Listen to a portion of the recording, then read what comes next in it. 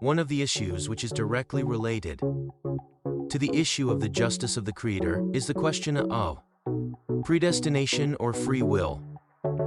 According to the fatalists, those who believe in predestination, a human being has no choice whatever in his or her acts, behavior, or words, and the movements of his organs are just like the predestined movements of tile parts of a machine. Thus, this question arises: how does this opinion relate to divine justice? And perhaps because of this, the group of the Asherites, the group we previously mentioned, who deny intellectual good and evil, have accepted predestination and deny justice. Why? Because when one accepts predestination, justice makes no sense. In order to further clarify this point, we are obliged to study several subjects with care. 1. The roots of the belief in predestination. All people within their being sense that they are free to make decisions. For example, whether or not to give a loan to such and such a friend, or that one drinks a glass of water placed before one, if one so desires or does not drink it, or if another person commits an error in relation to this person, this second person can forgive or not forgive the error, or that everyone distinguishes a hand which shakes because of illness or old age from a hand which one purposefully causes to shake. In spite of the fact that the issue of free will is a general human sense, why do some people follow the school of the fatalists? Of course, there are several important reasons which we shall recall here. And they are that a human being sees that an environment has an effect upon another person. Education is another, propaganda. And social culture also, without doubt, affect the thoughts and spirit of a person. Sometimes even one's economic position can provide a motive for movement in a human being, and one cannot deny a factor. The totality of these cause one to assume that a person does not have free will, but rather that the external and internal factors join hands and force us to make a decision, and that if these factors did not exist, we would not be faced with these problems. These are things which can be called the environmental determinants, economic determinants, educational determinants, and predestination are among the factors considered to be important by the school of fatalists. 2. The main error of the fatalists. But those who think this way have forgotten an important point, and it is that the discussion is not about motives and defective causes. The discussion is about complete causes. In other words, no one can deny the role played by the environment, culture, and economics in the thoughts and acts of a human being. The discussion is that with all of these motives, the final decision still remains with us, because we clearly sense that even in an erroneous system, one which rebels against God's commands, like the monarchical system of the past, which had laid the groundwork for deviation, we were not obliged to deviate and to go to the centers of corruption. Thus, one must distinguish between and separate out bases and complete causes.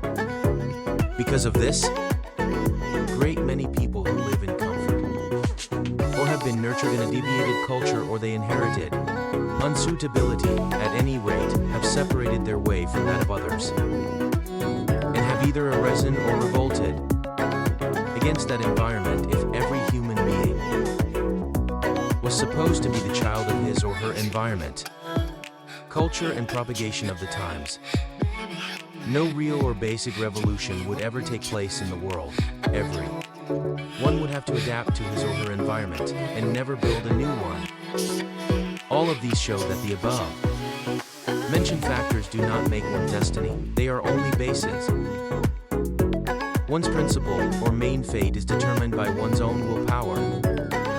This is exactly as if we were to decide on a very hot summer day to fast according to God's commands. All of our body needs water, while it is possible that in order to obey God, we ignore all of this, whereas it is possible others follow this request and not fast. Thus, all motives which cause one's destiny exist within the human being's free will. 3. The social and political factors of the school of fatalism. The truth is that the issue of predestination and free will throughout history has been misused. A series of predestined factors have increased the belief in fatalism and the denial of free will of the human being. Among them are political factors.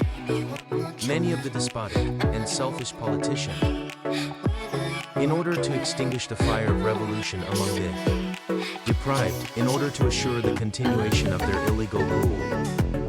For every rule or regime which oppresses the people and denies people their rights is illegal.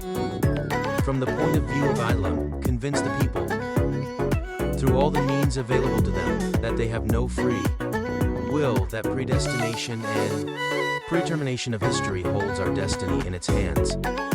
If one group rules and another is ruled, this is a rule of fate and destiny of history. It is clear how this kind of thinking can narcotize people and aids the policies of colonialism, whereas, according to our intellect and our divine law, our destiny and fate lies in our own hands, and fate and destiny in the sense of predestination and predetermination does not exist. Divine fate and destiny is determined through our movements, desires, willpower, faith, efforts, and endeavors we make. Be psychological factors, laziness and indifference.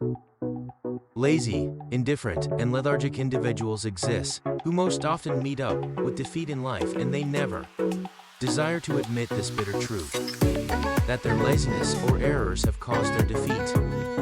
Thus, in order to avoid confronting themselves with the deficiencies and developing themselves into better people, they turn to fatalism, and they think that their sin is a result of coercive fate, so that in this way they can find a false sense of security.